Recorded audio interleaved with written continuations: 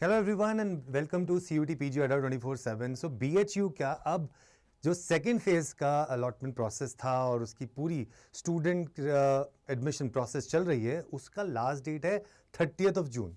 30th जून तक बच्चे अपनी जाके फीस पे कर सकते हैं। तो अगर हम यहाँ पर से इनका स्केड्यूल देखें तो इसके हिसाब से एलोकेशन ऑफ सीट 24 तारीख से स्टार्ट हुआ था। Applicant to accept the allocated seats 27 तक था। Online verification of documents 24 to 28 तक था। And student pays fees till 30th June, यानी कि आपके पास आज तारीख है 28, 29 और 30 तारीख तक का टाइम है आपके पास फीस पे करने का। लेकिन अब क्या ये सवाल उठता है कि क्या अभी भी आपके पास यहाँ पे क्या तीसरी कट ऑफ लिस्ट आएगी इस पे?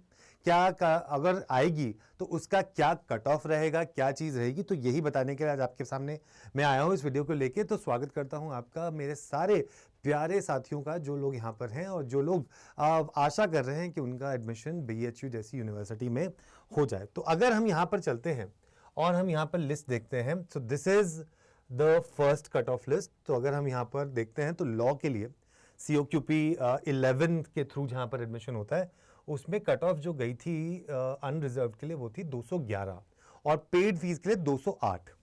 यहाँ पर जो लिस्ट आई है सेकंड वाली, इसमें आपके पास गई है 205 और 203। इसका मतलब इन्होंने 6 नंबर इसमें कम कर दिए। पहले वाले में इन्होंने जब यहाँ पर 208 लिया था, इसको इन्होंने 203 कर दिया, तो 5 नंबर पेड वाले में कम कर दिए हैं। और यहाँ पर 205 कर दिया है जो कि 211 है, तो 6 नंबर इन्होंने यहाँ पर कम कर दिए। लेकिन अभी भी जो आपकी कट ऑफ है वो 200 के ऊपर ही है अनरिजर्व्ड कैटेगरी के लिए, COQP 11 के लिए। अब यहाँ पर एक चीज़ हम देख सकते हैं, जो थर्ड लिस्ट है, बहुत सारे बच्चों ने, क्योंकि दिल्ली यूनिवर्सिटी का रिजल्ट भी आ गया है और दिल्ली यूनिवर्सिटी के हिसाब से अगर आप देखते हो तो उसमें 3 कॉलेजेस हैं, CLC, LC1 एंड LC2। बहुत सारे बच्चों को वो अलॉट भी हो गया और उसकी जो कट ऑफ गई है, वो पहली जो कट ऑफ थी वो गई थी 205 नंबर पे, जो कि BHU की सेकंड कट ऑफ लिस्ट थी, तो उसकी गई 205। तो इसका मतलब है कि जो बहुत सारे बच्चों को जिन्होंने फर्स्ट लिस्ट में BHU मिल गया होगा, जिनको, वो हो सकता है कि अब उनको दिल्ली यूनिवर्सिटी भी मिल गया हो, और दिल्ली यूनिवर्सिटी मिल गया तो उनको CLC मिल सकता है उन बच्चों को। तो इसलिए काफ़ी सारे बच्चों ने इसका विड्रॉ कर लिया हो सकता है और they must have gone to Delhi University, अगर उनको BHU से ज़्यादा दिल्ली यूनिवर्सिटी में पढ़ने का मन था, या उनको चाहते थे कि नहीं, उनकी पहली प्रेफरेंस दिल्ली यूनिवर्सिटी थी। अब based on this particular thing अगर आप जाके देखेंगे तो आपके पास एक चांसेस बनते हैं कि थर्ड लिस्ट इसकी आउट होगी।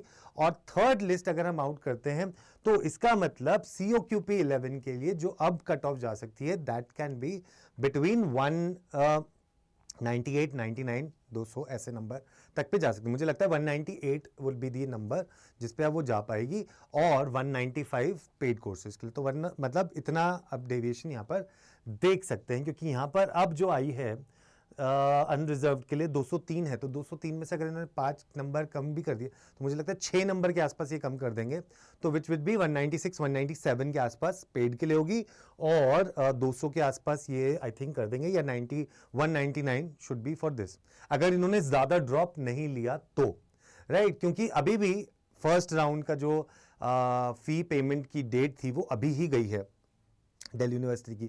तो बहुत सारे लोगों ने, जिनके डॉक्यूमेंट्स बिल्कुल करेक्ट थे, सब कुछ हो गया, उन्होंने फ़ी पे कर दी है, एंड उनमें से काफ़ी सारे लोग ऐसे भी होंगे जो BHU से इधर की तरफ शिफ्ट हुए होंगे।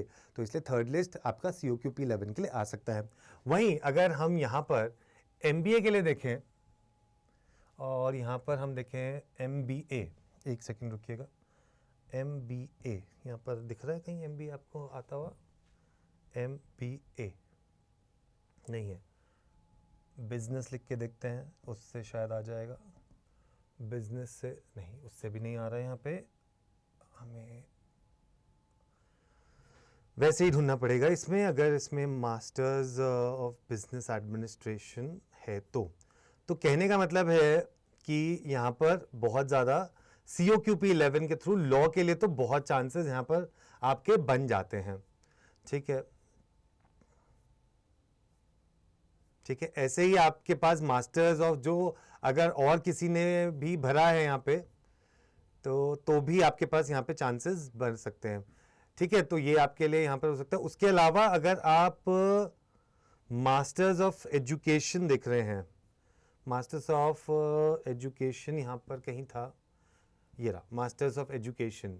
ठीक है, ये इधर है, और यहाँ पर अब अनरिजर्व के लिए 149 गई है।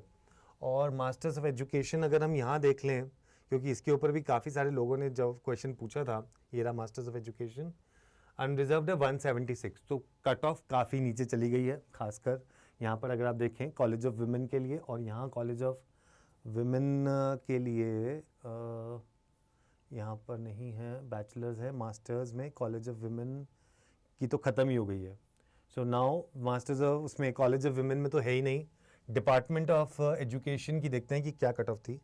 डिपार्टमेंट ऑफ एजुकेशन की अनरिजर्व के लिए 184 थी, C1 and C2, and C1 होता है BHU कोटा, C1 होता है आउटसाइड BHU कोटा, ठीक है, और C2 होता है BHU कोटा। तो इसके हिसाब से अगर आपको C2 उसमें देखते हैं तो 184 आ रही है, और यहाँ पर आपके सामने आ रही है 200, और इधर आप डिपार्टमेंट ऑफ एजुकेशन में इन्होंने 197 करी है, which is not less, 3 number ही कम कर रहे हैं सिर्फ, और पेड कोर्स फीस में 195 कर दी है। और डिपार्टमेंट ऑफ एजुकेशन में C2 के लिए नहीं है, यहाँ पे नहीं, ये नहीं है C2 वालों के लिए, नॉन BHU वालों के लिए ऑलरेडी सीट्स मुझे लगता है फिल हो चुकी हैं। तो यहाँ पर चांसेस थर्ड लिस्ट के आने के काफ़ी कम दिखते हैं। लेकिन COQP 11 में क्योंकि दिल्ली यूनिवर्सिटी आपके पास एक बहुत बड़ा ऑप्शन है, तो COQP 11 के लिए आपके लिए बनता है, क्योंकि दिल्ली यूनिवर्सिटी में बहुत सारे बच्चे छट सकते हैं। तो इस हिसाब से अगर थर्ड लिस्ट आती है तो मुझे ज़्यादा डेविएशन परसेंटेज में जो नंबर है मार्क्स में नीचे गिरता हुआ ज़्यादा नज़र नहीं आता है अक्रॉस में। लेकिन 30 तारीख को क्योंकि अभी डेट है आपके फ़ी पे करने की, तो 30 तारीख के बाद मुझे लगता है कि इनकी एक थर्ड कट ऑफ लिस्ट आनी चाहिए, आएगी भी for some courses, that is COQP 11 या इस तरीके से और जो कोर्सेज हैं उनमें आनी चाहिए। ड्रॉप कितना होगा? ड्रॉप मुझे लगता है can be of 5 to 7 marks, 5 to 7 marks in COQP 11। Rest में मुझे लगता है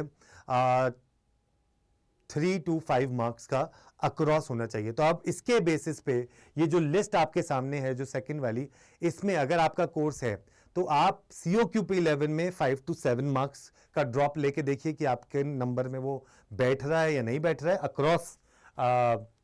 आप देख सकते हैं, चाहे वो जनरल हो चाहे वो कैटेगरी हो। और दूसरा, आप अगर बाकी कोर्सेज हैं उसमें 3 to 5 मार्क्स का ड्रॉप आप देख सकते हैं, और उसके बेसिस पे आप अंदेशा लगा सकते हैं कि आपको वहाँ एडमिशन मिलेगा या नहीं, राइट। जैसे ही इसके बारे में और कोई जानकारी मिलती है तो हम लेके आपके सामने ज़रूर हाजिर होंगे। तब तक के लिए ऐसे ही मुस्कुराते रहिए, and all the very best. जिन लोगों को एडमिशन मिल गया है कॉन्ग्रेचुलेशन, और जिन लोगों को नहीं मिला है कोई बात नहीं, अभी बिल्कुल भी चिंता ना करें, लिस्ट अभी आ रही हैं, तो हो सकता है कि आपके लिए मौका उसमें बन जाए। ठीक है, all the best, take care.